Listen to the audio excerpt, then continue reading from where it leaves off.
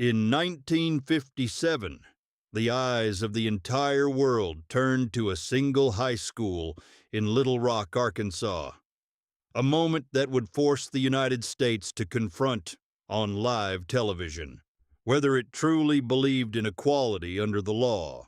But Arkansas's story stretches back centuries before that moment, through French fur traders, a president who nearly lost the state to war twice, and a small-town discount store that would grow into the largest retailer on earth. This is the history of Arkansas. Thousands of years before European contact, the region we now call Arkansas was home to sophisticated indigenous societies. Mississippian culture mound builders constructed large earthen platform mounds, some still visible today at sites like the Toltec Mounds near Little Rock, which despite the name have no connection to the Mexican Toltec civilization. Early settlers simply misapplied the name.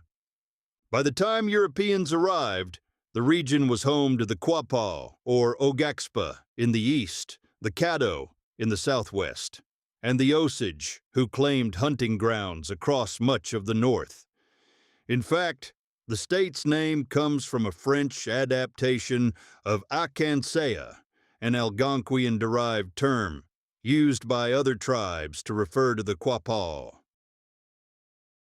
The first Europeans to reach Arkansas were Spanish. In 1541, Hernando de Soto's expedition crossed the Mississippi River into the region, becoming among the first Europeans to explore the area, though the expedition brought devastating disease and violence to indigenous communities, and De Soto himself died near the Mississippi River the following year. More than a century later, the French returned to stay. In 1686, French explorer Henri de Tonty established Arkansas Post along the Arkansas River, the first permanent European settlement in the lower Mississippi River Valley. It became a trading hub between French colonists and the Quapaw, and it would go on to serve at various points as a Spanish colonial outpost, a French territory again, and eventually an American one. That final transfer came in 1803, when the United States acquired the entire Louisiana Territory from France, including what would become Arkansas, in the Louisiana Purchase. The region was folded first into the Louisiana Territory, then the Missouri Territory, before Congress created a distinct Arkansas Territory in 1819, with Arkansas Post serving as its first capital. The territorial capital moved to Little Rock in 1821, and after years of growing population and political pressure, Arkansas was admitted to the Union on June 15, 1836, becoming the 25th state. Arkansas's early statehood economy was built heavily on cotton and on slavery. By 1860, enslaved people made up roughly a quarter of the state's population, concentrated most heavily in the fertile plantation lands of eastern Arkansas along the Mississippi Delta, while the Ozark Highlands in the north had far fewer enslaved people and a different economic base built on small farming. When the Civil War broke out, Arkansas was genuinely divided. In March 1861, a state convention actually voted against secession. That changed after the attack on Fort Sumter and President Lincoln's call for troops to suppress the rebellion. Arkansas refused to send soldiers against fellow Southern states, and in May 1861, it voted to secede and join the Confederacy. The state saw significant fighting. The Battle of Pea Ridge in March 1862, fought in the northwest corner of the state, became one of the largest battles west of the Mississippi River and secured Union control of Missouri. Union forces captured Little Rock in September 1863, and for the rest of the war, Arkansas remained a contested, divided state with a Confederate government in exile and a Union-recognized government, both claiming legitimacy. Reconstruction brought new state constitutions, brief political power for black Arkansans, and federal oversight. Followed, as in much of the South, by the violent rollback of those gains once federal troops withdrew, and Jim Crow laws took hold across the state. For nearly a century after Reconstruction, Arkansas, like the rest of the South, enforced strict racial segregation through Jim Crow laws, disenfranchisement, and, at times, brutal violence, including the 1919 Elaine Massacre in Phillips County, in which white mobs and militia killed an estimated hundreds of black sharecroppers following a labor dispute, one of the deadliest instances of racial violence in American history.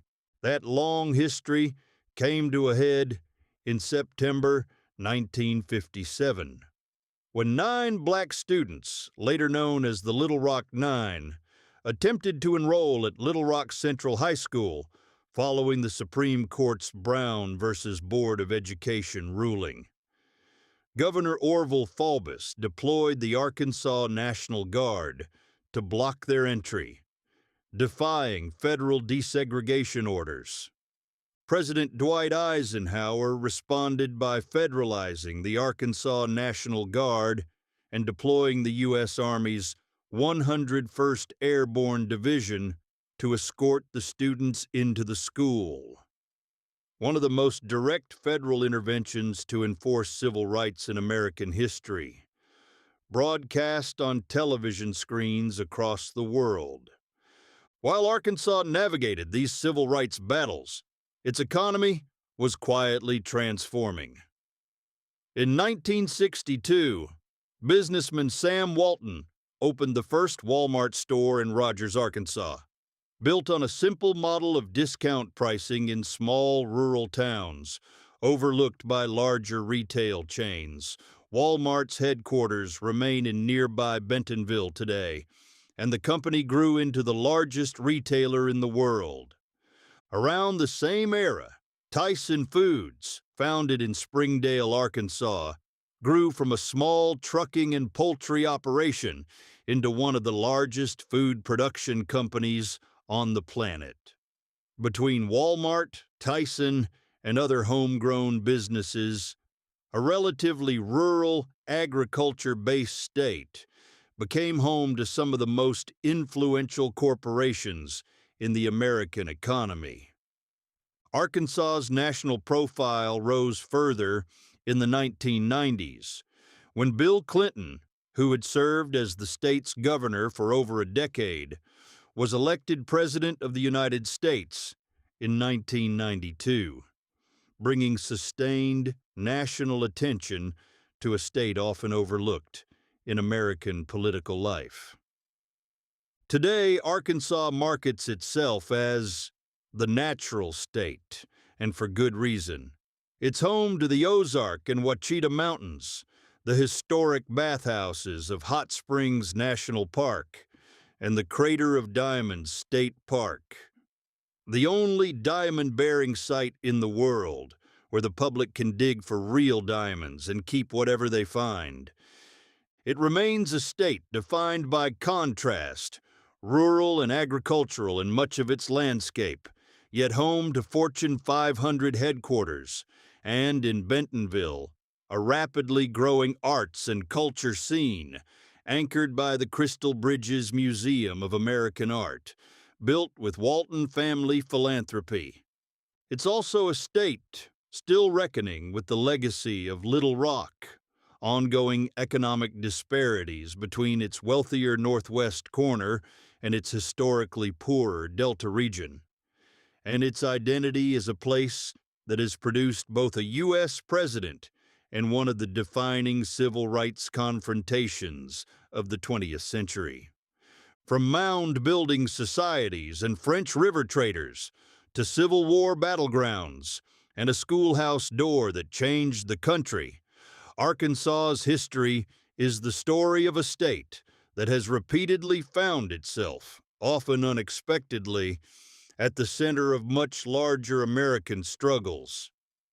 If you enjoyed this look into Arkansas's history, let me know in the comments which state you want covered next. And if you're new here, hit subscribe. We cover a new hidden corner of American history every week.